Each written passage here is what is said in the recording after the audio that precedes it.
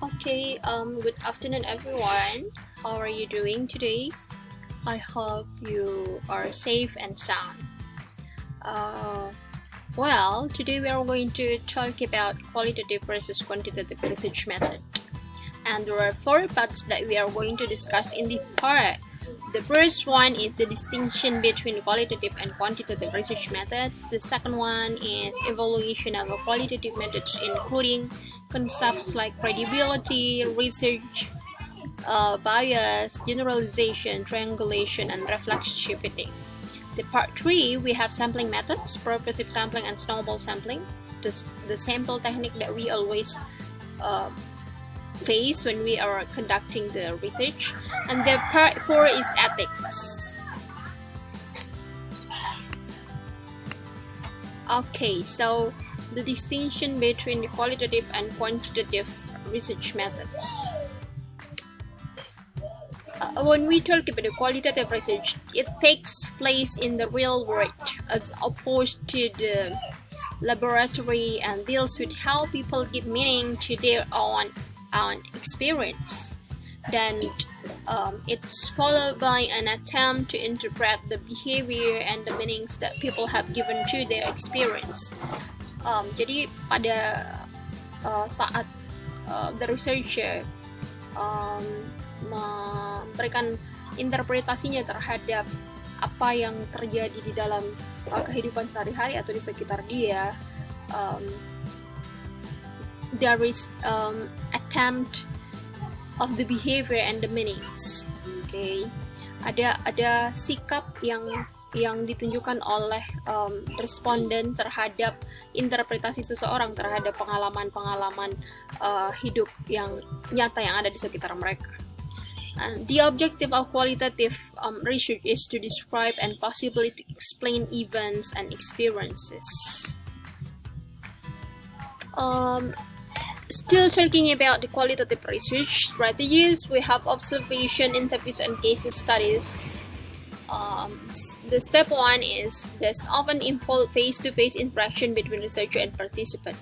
Jadi beberapa strategi yang digunakan di dalam atau yang digunakan di dalam qualitative research itu ada observasi, ada wawancara, ada case study.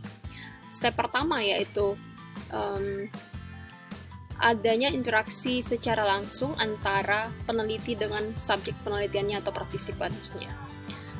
Then the researchers needs to be flexible and sensitive to the needs of the social context within which the data is obtained. Jadi peneliti sebisa mungkin fleksibel atau mengikuti apa yang terjadi pada social context dari data yang akan diperoleh atau data yang akan di search.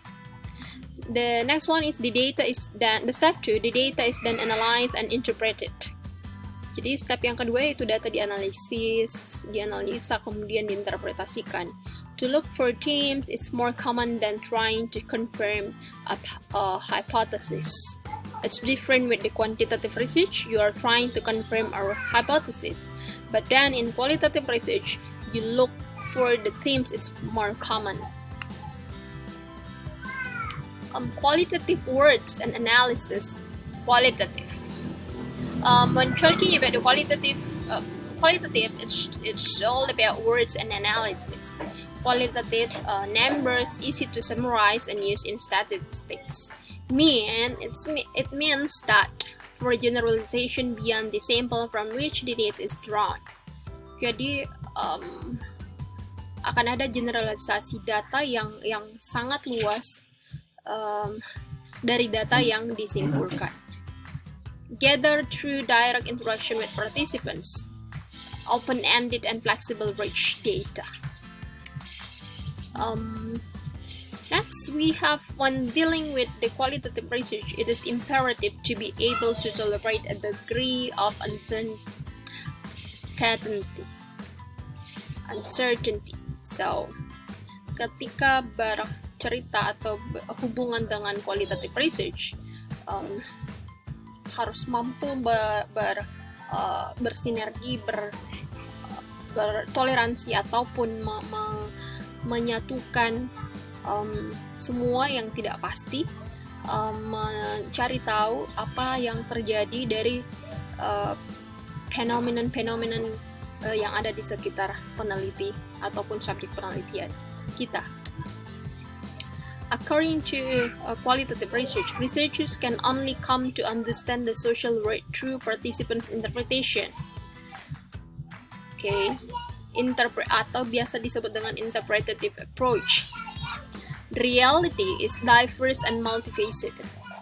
The goal is to get a picture of this reality, to measure means to reduce it, and therefore lose meaning.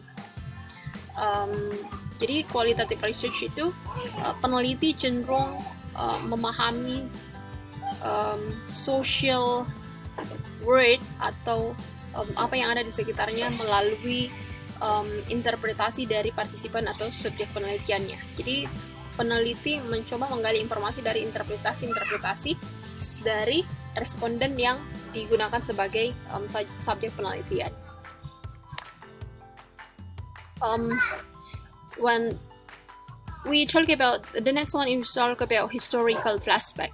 So it is quantitative methods such as the experiment have been used partly in order to maintain the appearance of psychology as a scientific discipline with valid knowledge claims. So during the 20th century, there was a shift away from seeing quantitative methods as the only valid way of getting data, but also a realization that both methods are needed. Jadi memasuki abad ke-20 sudah ada perubahan paradigma bahwa kita bisa memperoleh atau melakukan penelitian dengan menggunakan pendekatan selain dari quantitative method itu sendiri. What decide whether to use qualitative and quantitative data? Jadi bagaimana caranya kita memutuskan apakah penelitian kita atau kita akan menggunakan kualitatif ataupun kuantitatif. So it depends on the purpose of the research. Tujuan dari penelitian kita. What are you going to gain? What are you going to research? Okay. And the second one is talk about the characteristic of participants. Karakteristik dari partisipan atau subjek penelitian kita seperti apa?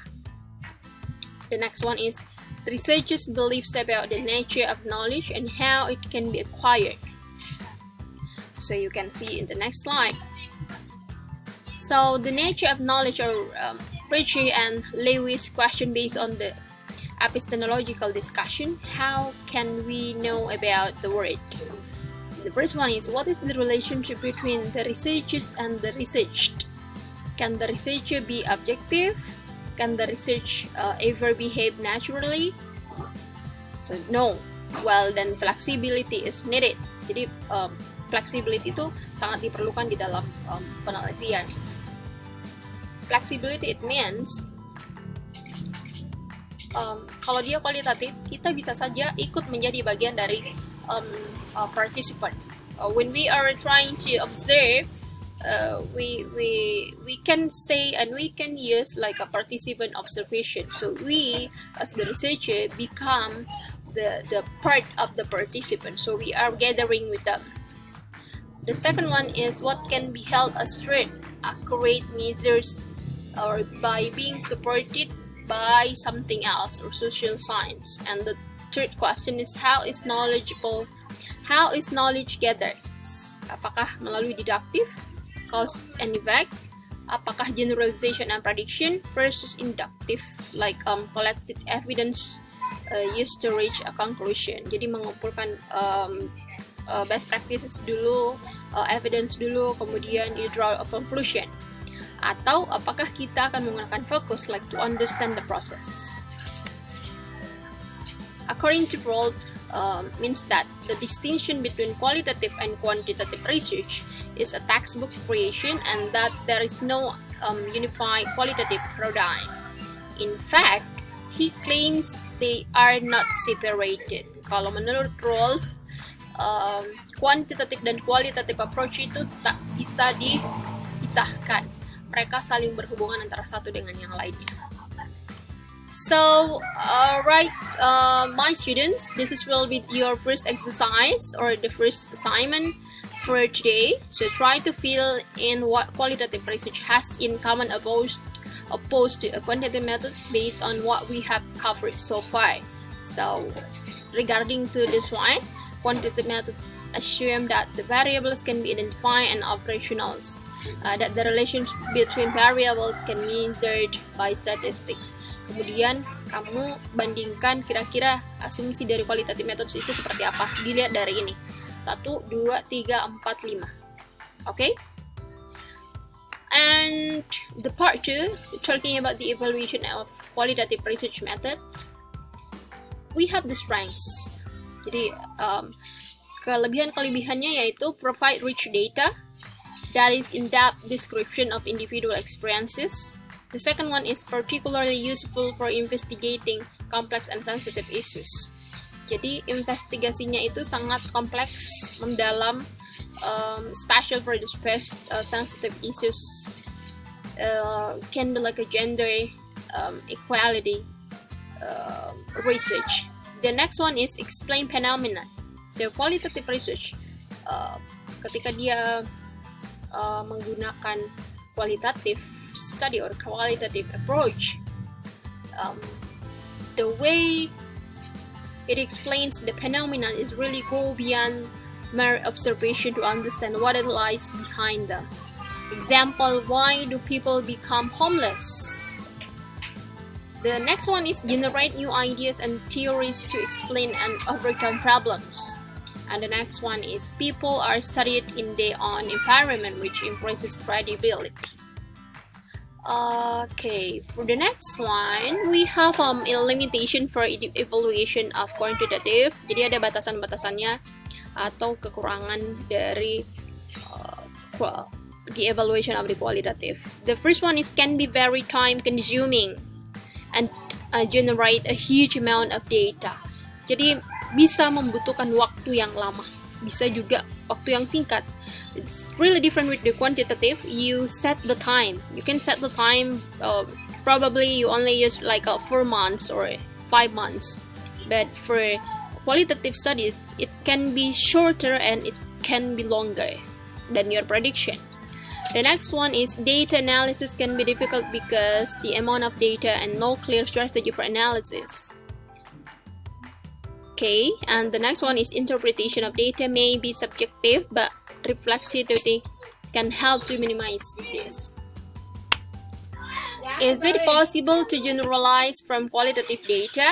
So this is often the aim of the research, but not always so for qualitative research. We have representative generalization, we have inferential generalizability, and theoretical generalizability. So you can see and you can read it. We will discuss later.